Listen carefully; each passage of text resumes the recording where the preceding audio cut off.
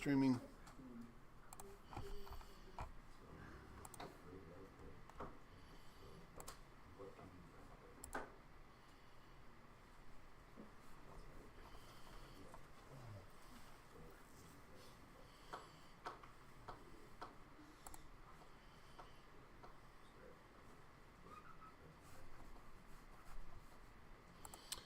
Okay, put away your lab.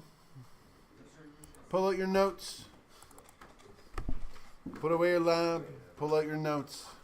Put down your computers. Slide them away. It wants you to find another set of chemicals that produces iodine after a certain time. Yep. Yep. So, does it just want me to, do I have to say anything else other than that? I think that's fine. Reaction. Okay. What's your question to me?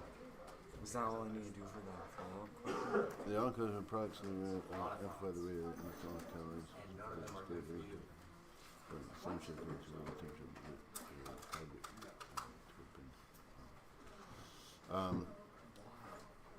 I'm not entirely sure from your answer what the question was. For this? Yeah. So show it to me after, because we want to start this right now. But we will have a few minutes at the end of class.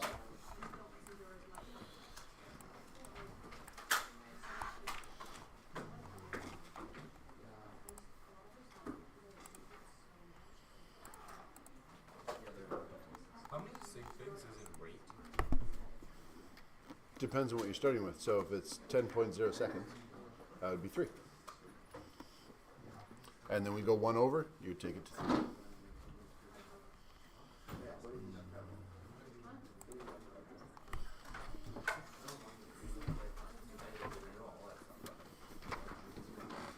Okay. We are recording. We are live from downtown Mill Bay. Picking up from where we left off with collision theory. Laptops are away, Eshwan. Notes are out. One of the ways to increase the frequency of collisions is to increase the temperature, we said last day. Molecules move faster.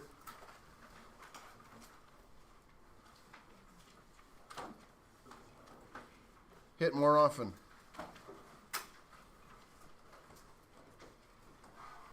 And they also hit harder. That's not increasing the frequency of collision, but it will affect the rate. So that's why it's in brackets. It's not actually answering this question. But increased pressure.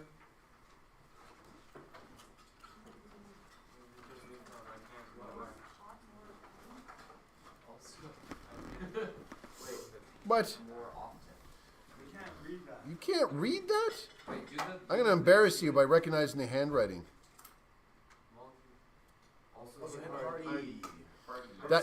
You got to admit, you weren't expecting it to be that close, though. No, I was. You were stupid like that. Molecules move fast, hit more often.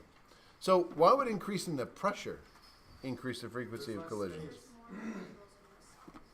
Sorry, hands, because 3 people said something at the same time. Yep.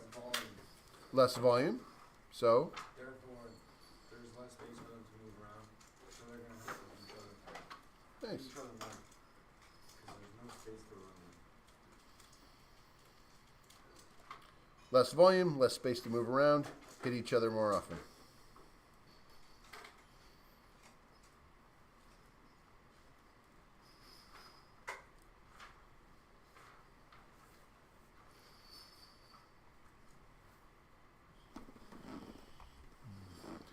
When we talk about this, we're chiefly talking about gases. You can't increase the pressure of solids or liquids. Liquids can provide a pressure, but the liquid itself maintains it is incompressible. But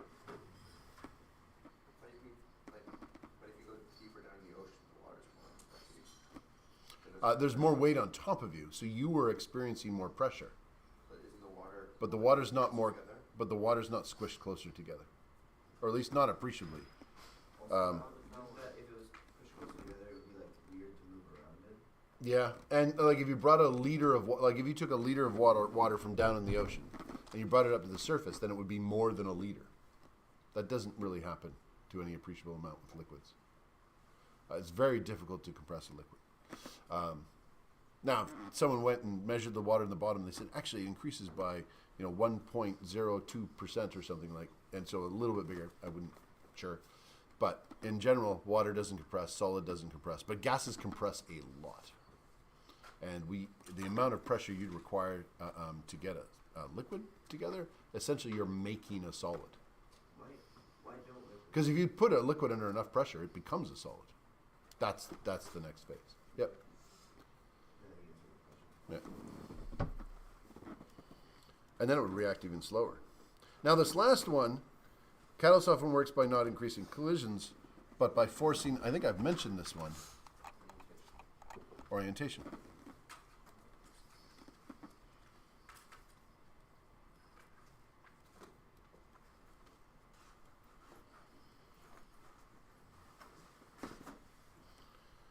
This lowers,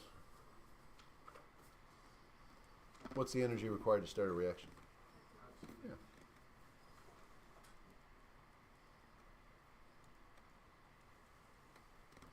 So it doesn't increase collisions, but it does increase successful collisions.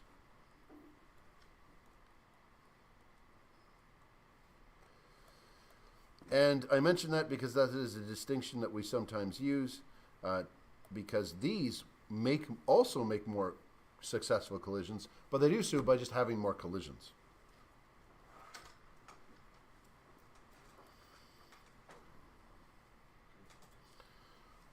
For example, you're having a fairly long dry spell in your dating life. How could you increase the chance of going out on a Saturday night? Well, you could find a location with a lot of people and just ask everybody. Just 1, 2, 3, 4, one after another. Just go, go, go, go, go, go, go. Eventually, someone's going to be either altered enough in their thinking that they will say yes. The catalyst would be actually having a bath and working on yourself a little bit. You don't need to have more collisions. Maybe you could just decrease the activation energy, the amount of energy required to say yes. But either method works. Dating coaches often go for the first method. They encourage you to get out and be a little weird and just ask tons of people. Sure, that works. Or you could, try being a nice person. There was a kid in our house who did the first one. Yeah. And then he got a girlfriend. Yeah. And then he went for her friend, and then they were both like, "Oh, this guy is No, not good. Yeah, And eventually, then they both dropped. you ever Brentwood bubble, so you do get a reputation. There was someone in one year, I don't want to say the house, he was trying to work through all of the members in his grade alphabetically by last name. He managed to get to, I think, D Wow, that's before he impressive. was caught. Yeah, That's still impressive. that's fairly impressive. I'm trying to be like that guy. Yeah. Okay, the most famous catalyst and it's in biology. It's the one running your bodies right now. ATP is a product of one of them. What? Enzymes. So enzymes are a form of a catalyst. They're just a biological catalyst that makes these reactions. The reason your whole body works is your DNA makes a ribosome, and the ribosome then reads, your DNA is then read, the ribosome translates that, it becomes another enzyme, and it's just, enzymes do stuff. And if they do stuff in the right order, you get a human being. If you don't do it in the right order, you get a pile of goo. That if you slightly change the enzymes, you get slightly different stuff. It's all just altering enzymes. So when we talk about DNA being a blueprint or a recipe, it kind of is none of those things. It just makes enzymes. That's all it does. And if you make the enzymes in just the right order and just the right way, then you get stuff that works. And if the stuff doesn't work, then it doesn't reproduce, and then you don't get stuff. But it's all just catalysts. That was the great secret to life, was just making a catalyst that can reproduce. Other ones, we saw MnO2. with hydrogen peroxide. And we also saw Ki with hydrogen peroxide. That was the elephant's toothpaste that was so amazing. It was. Can we do it again? Is that what KI? What's the slash thing? It's W slash. It means Oh, with What's the thing next to the KI? with. and. Like that? Yeah. Yeah, it means and. And it's facing the right way. It's a permanently burned memory for me because in university I was writing my fungal quiz and the answer was A and C. Elephant? Oh, elephant, yeah. Elephant. Elephants, yeah. Why did the teacher mark this wrong? So that says A3 with a dash through it. Yeah, they said, oh, that's A, B, C. And I'm like, no, that's A and. You can clearly see that's an and. And she said, no. And that one question was 10% of my mark on that quiz. And I'm not still bitter about it at all. Never. Why would you be bitter? I'm not bitter. It was actually a fascinating class, but anyway. Okay. Sorry. Anybody not done?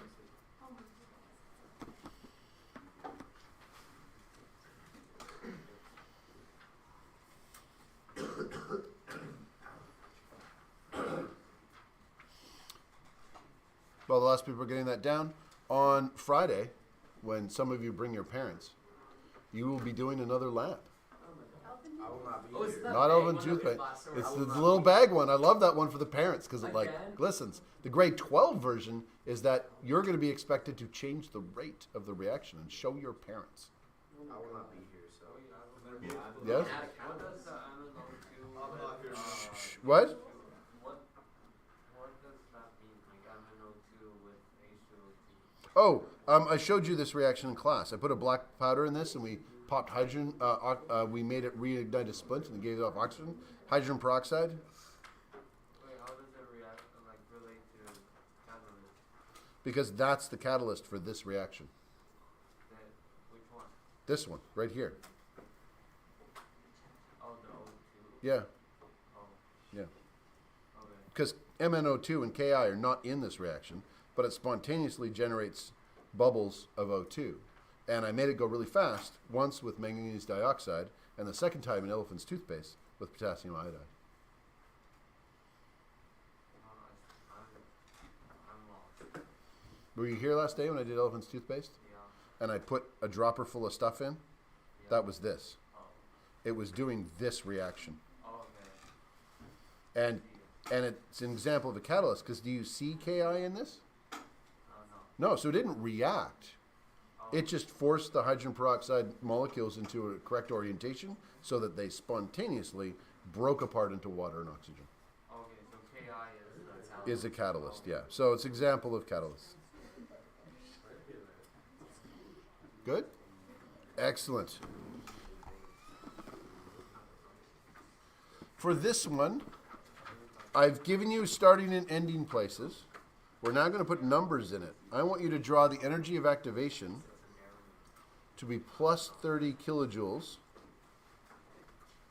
and the delta H, which I'll define in a moment, don't worry, is equal to minus 20 kilojoules. And the delta H is the drop or gain from the beginning to the end of a potential energy diagram. So it's the energy change in the bonds. We often call it heat. I'm going to define it down below in just a minute. The reaction we're going to use is the classic example reaction. A2 plus B2 goes to 2AB. So draw the graph, but you will need to put in numbers to make this true. Mr. Utah, how can you put changing potential energy as changing? Because that's what H stands for, the change in potential energy. H is the standard term for it. Okay. We're going to define it down below. Am I Del- able to change it? No, I want it to be minus 20. the test you want me to do, change it in H, or could I just change it in E? Oh no, it's delta H. Okay. Yeah, and you're gonna see it a lot. Also, is Yep. the E supposed to be 30, or can you just do regular E? Does it matter? You can do this. You can also do this. You can also do that. So fancy. It's so fancy. When you do, You could do this. Oops, no. Smaller, smaller. Yeah, Mr. Yuzal, could we just call it activation energy on the text? Yeah, you.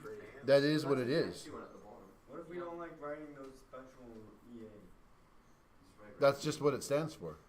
Could you do a? Like, are you asking? Can you write AE? Is that what you're asking? No, can we just write the expanded version of EAF?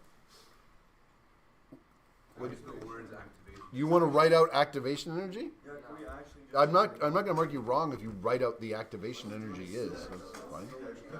Yeah. It's just it's just shorter, that's all. And when I give you questions, I'm going to give it to you like that. Okay. Yeah, just so you need to be able to recognize it, that's all.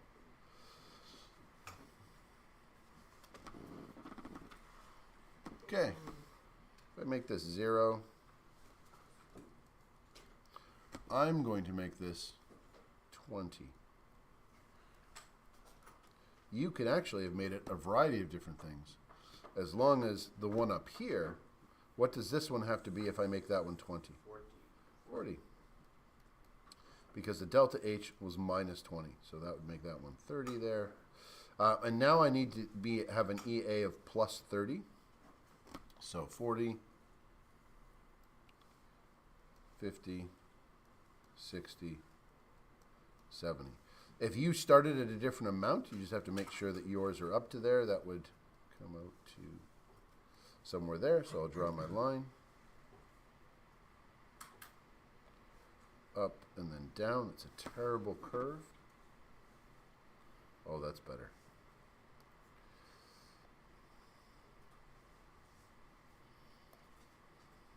Nice.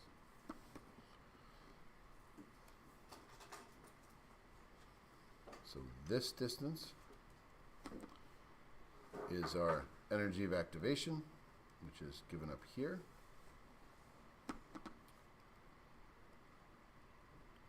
This is our delta H. And it went down by minus 20 kilojoules. Is this an exothermic or endothermic reaction? So this is exothermic. Because what did this potential energy become? Kinetic energy. So energy kinetic plus 20 kilojoules as heat, Is it like lost the energy? light. Yeah, it lost the energy to the environment. It came Okay. out. And so in some way it got converted to kinetic energy, which is most likely heat. So in order to help remember what this is, we often refer to it as heat, because when you lose it, that's where it goes to. Also, a couple of things. If it's an exothermic reaction, then maybe use a different color, Mr. Neufeld, because that's What's not the good. word after kilojoules? Plus 20 kilojoules, something heat. Etc. Oops. What is that? Looks like an infinity sign. Oh, Maybe. as? As. I think you should put it back and see if the computer knows what's going on. Yeah, No, it 'cause looks now- like now an we've infinity translated. sign. Heck to regular. But 20 kilojoules is heck. Lit. if something's exothermic, it's delta H, then what will we know about it? It will always be negative. They're all cold.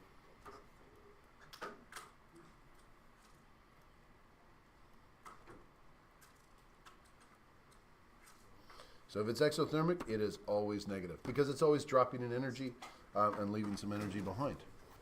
Does that say as, heat, light, etc.? Or Yeah, as heat, light, etc. Products have, write slow, Mr. Neufeld, stop writing so messy. 20 kilojoules less energy. Oh, it's actually improving. Than reactants.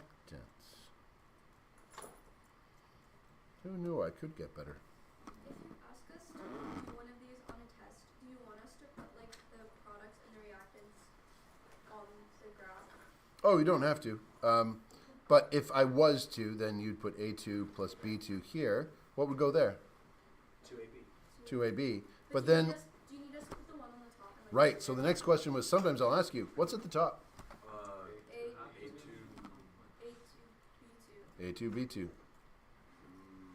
True on God. Oh, I should have made this R2 plus D2. And then we would have had a time, and we would have laughed.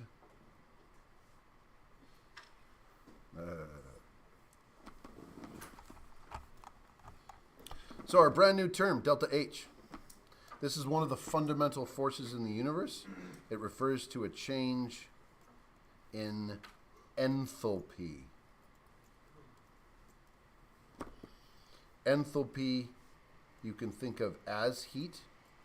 It is the change in potential energy that is locked into that system.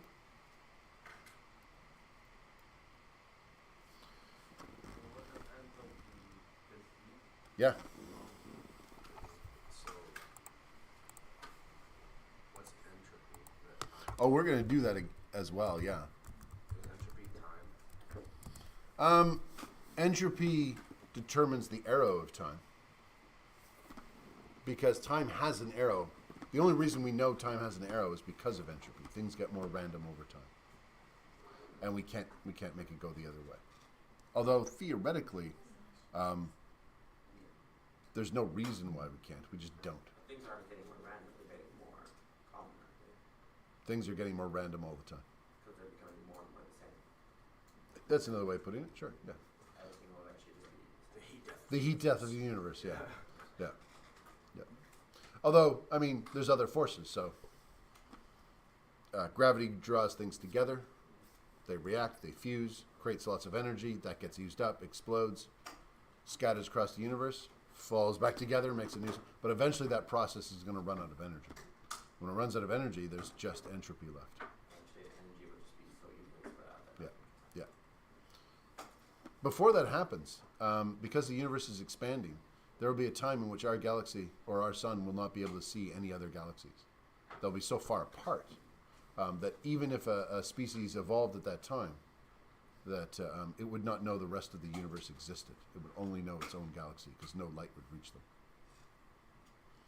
Because the universe is expanding faster than light speed. expanding faster than light speed. No matter can go faster than light speed. Oh. The expansion of space can happen faster than light speed because matter isn't expanding. Wait, but light's going. Yeah, expanding. yeah, and it is inside an expanding universe. So there will be a time where everything's too far away to have light to have reached us yet. Just be dark That's everywhere. scary. Yeah. Yeah, Just but being dark. Wheels have been dead for No, this is one of the hard problems, and my generation didn't solve it. So now it's up to you. I would like you to fix this. But before that happens, our planet is in the way of an expanding red giant known as our sun, and so we also need to figure out how to move our planet. So if you could get on that right away, yeah. Why don't we just change planets? we could. We could, but to be honest, a badly adapted Earth is still better than any other planet out there. Really? Yeah. Yes. This is so suited to life. Even a severely polluted Earth is better than Mars in terms of terraforming. It will always be easier to fix Earth than it is to go anywhere else. And we can move planets. You just sling an asteroid near it and the gravity will go whoop. We just have to be able to do that consistently. So we have to hit it with an asteroid. Not hit it. No, don't hit it. Near it. Slingshot it. Oh. Yeah. So we gotta like. So it'll swing the Earth out a little bit. Yeah. Oh, Yeah. okay. Yeah. That's not. No, that's But hard. then we have to figure out an artificial or some different kind of Hit it with light light source source. we just put that works as well. Yeah. Yeah. Equally as hard. So we just need fusion too. I guess kind of That complicated. is all run in one direction. And then like like a giant shield to protect us from anything. Because if we're going off into Mr. space, Nicola, why couldn't we just put a bunch of a like suit of rocket armor boosters around on the one side of the a Earth? suit of armor that Okay. radiates heat I and light. what?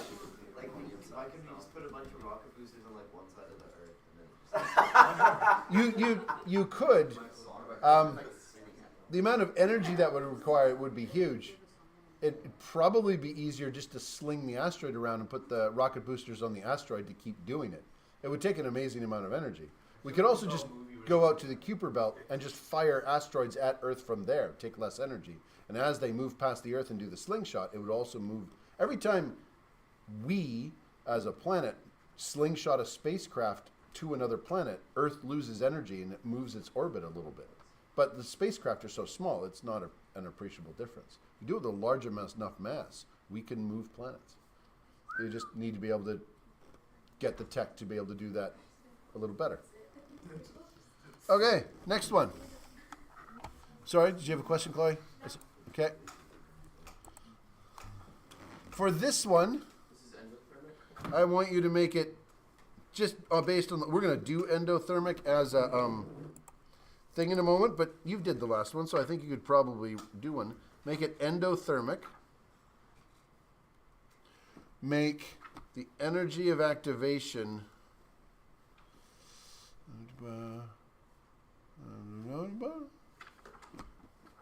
150 kilojoules, and the delta H has to be plus or minus 100 kilojoules. So you have to pick which sign it is. It's gonna be positive. Okay, everybody just gave it away.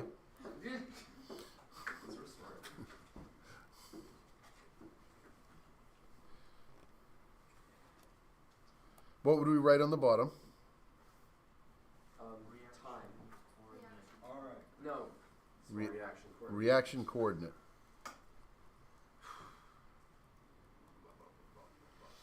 And this side would be kilojoules and potential energy.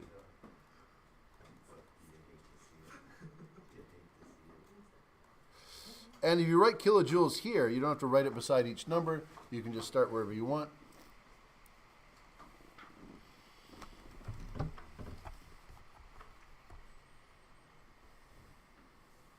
What's the day?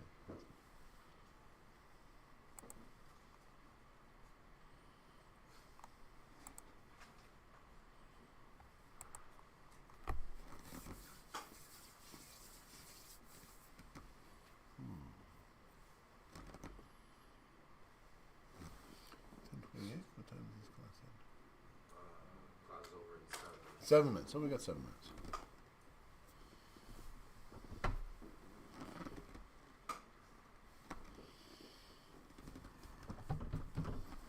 Ooh, 7 minutes. I haven't done attendance yet. Both reception and Ms. Hedquist get really angry at me when I don't do attendance. Why is Miss Hedquist You do things correctly. Whenever I want to know if I'm doing things wrong, I go to Ms. Hedquist. She will have an entire itemized list of all the things that I should do. And if I follow it, it will be done perfectly. Ms. Hedquist has saved my life on more than one occasion.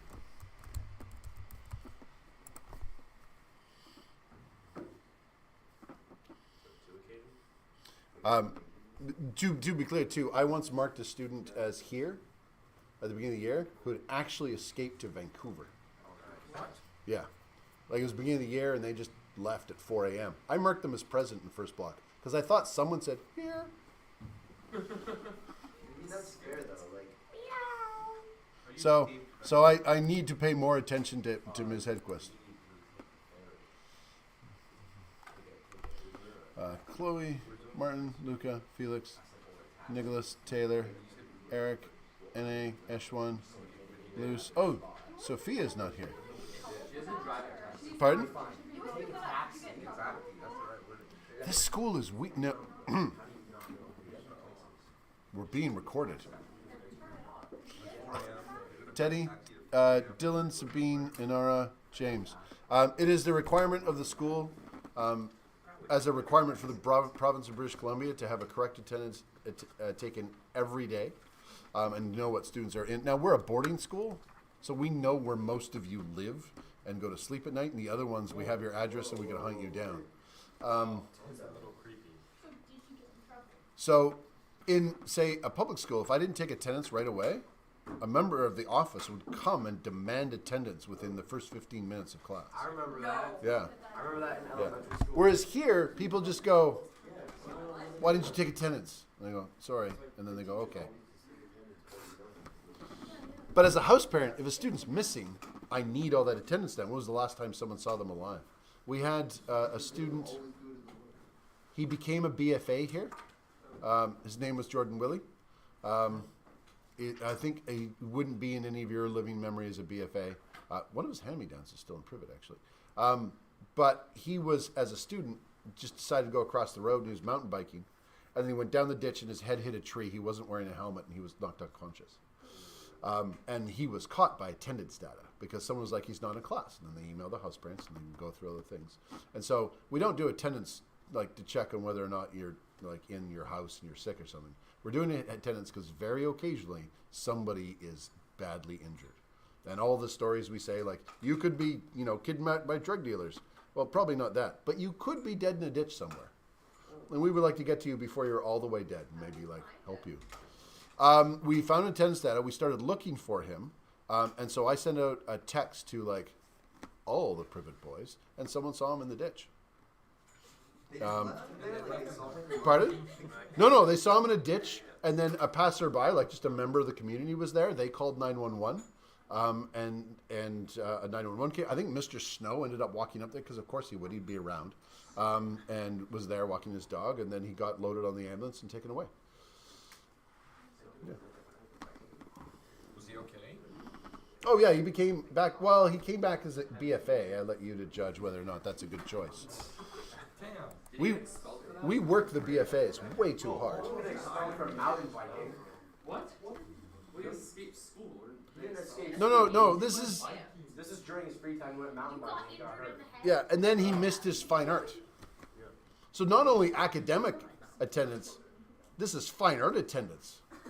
Arguably more That's important. why. Yeah. That's why it was. Okay, what numbering system should I start at and go up by? 50? Well, I think I've kind of like done it already.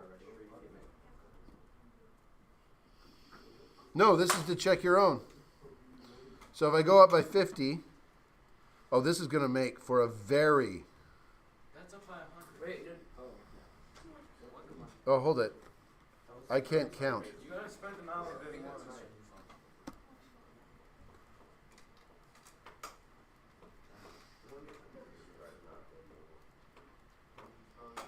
So what are my... where should I start at? You can't start at 0. Nothing is 0 and fully. I started at 50. You started at 50? Okay, I'll start there. And so we're going to go up by how much? To 200. So we're going to go up to 200 and then go down to 150. That looks good. So we go like this. Good. Delta H is equal to plus 100 kilojoules. Energy of activation is equal to 150 kilojoules. Wait, how come your EA so short? Shouldn't it start at 50? What? Oh, I did. I wrote the right number, but I wrote the wrong thing. Okay, so it does start. Yeah, it starts at the beginning. I was doing one of the questions we'll ask you is like, how do you calculate the EA in some circumstances? And you can do it depending on the graph with this plus that. And that's just where my brain went.